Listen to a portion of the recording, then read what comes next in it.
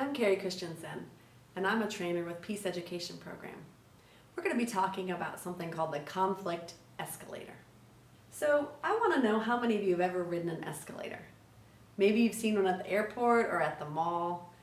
The Yum Center has a great escalator. It's many stories high. And it's different than stairs. So think about that. How is an escalator a little bit different than stairs? It's got a motor, right? It goes automatically. There's one that goes up and a totally different one that goes down. And we're going to use that idea of an escalator to talk about conflict today. So we're going to talk about a conflict escalator. I want you to think about the word escalate. That's the root word here of escalator. And all it means is to go up. So when we talk about a conflict escalating, the conflict or the problem is going up. And the way we might think about that is it's getting worse, it's getting more intense, it's getting harder to solve. And so I want you to think about the last time you were in a conflict or an argument. What did you do that made the conflict get worse? Something I've done to escalate a conflict is to argue back. Something that I've done to escalate a conflict is to keep going about the argument that I would be in, or to make it bigger than what it seems like. One of the things that I've done to escalate a conflict is hurting somebody else's body. So I know sometimes when I'm in a conflict, one of the things I do to escalate it is I yell.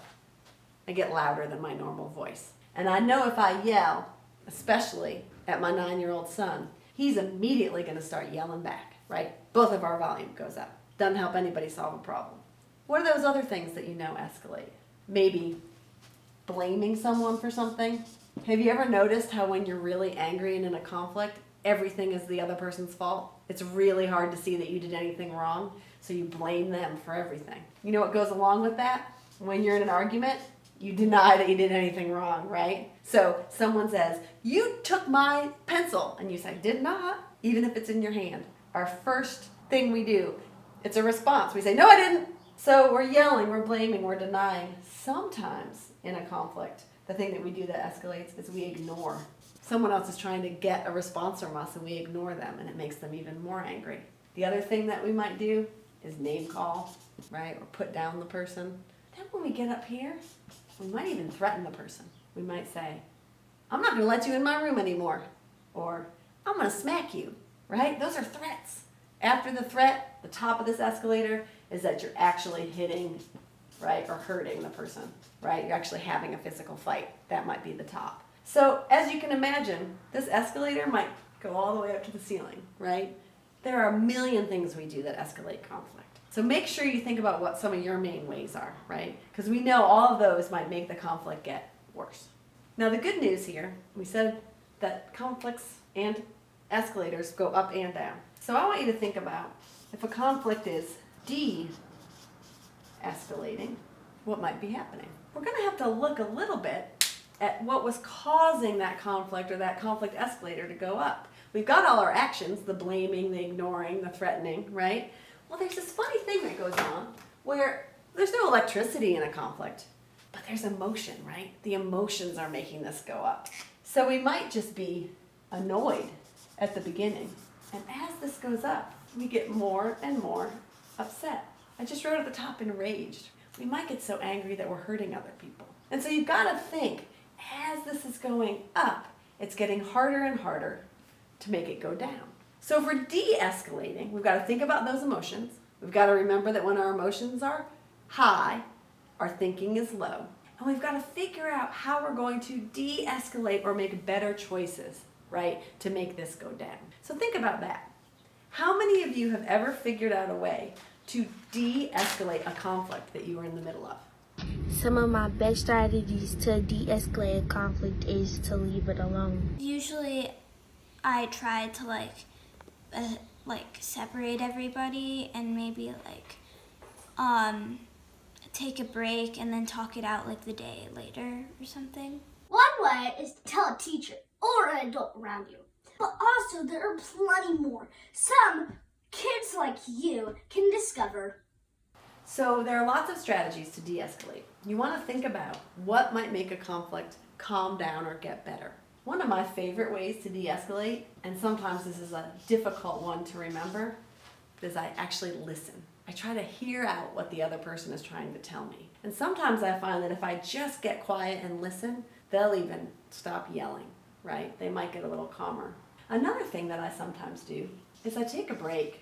I realize that right then is not the right time to be having this conversation or to be figuring out how to resolve this conflict, and I take a break from the person.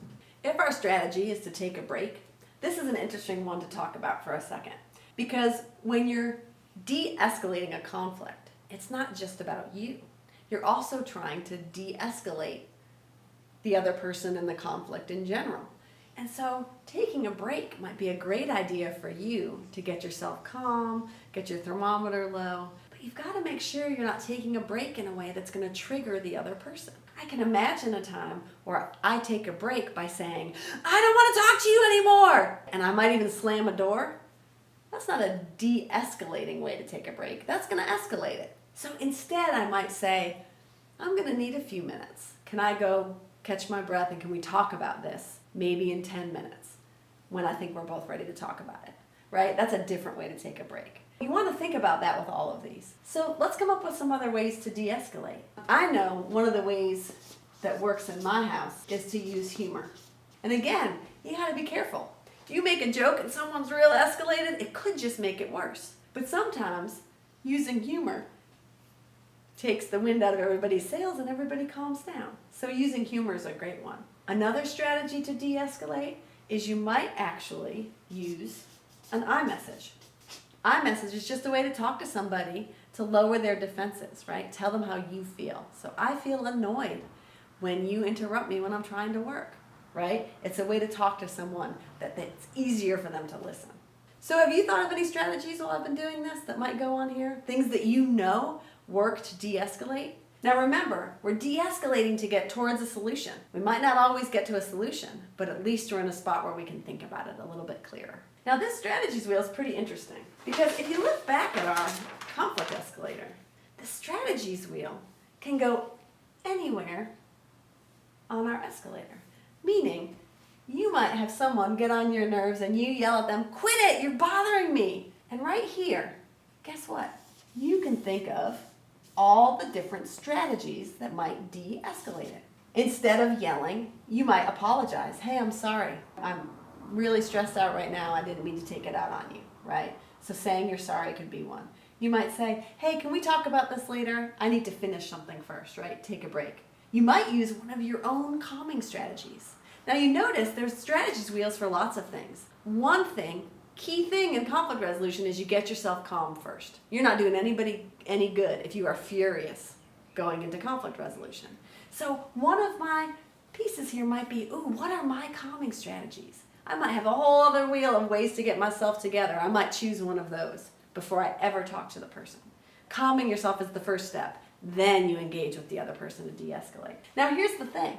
If you wait all the way up here till people are threatening each other and hitting each other, that's some bad news. That strategies wheel might only have a couple of options on it. It gets harder and harder to solve a conflict the higher up the escalator you go. Any of you ever tried to go down an up escalator at the mall? So the escalator's coming up and you're trying to go down it, right? What happens? You get stuck, right? You have to move really fast to get to the bottom. Same thing in a conflict. Down at the very first step of a conflict, it's easy to hop off, change direction. You wait all the way up here to the name calling and threatening, it takes a lot of work to repair and to resolve that conflict.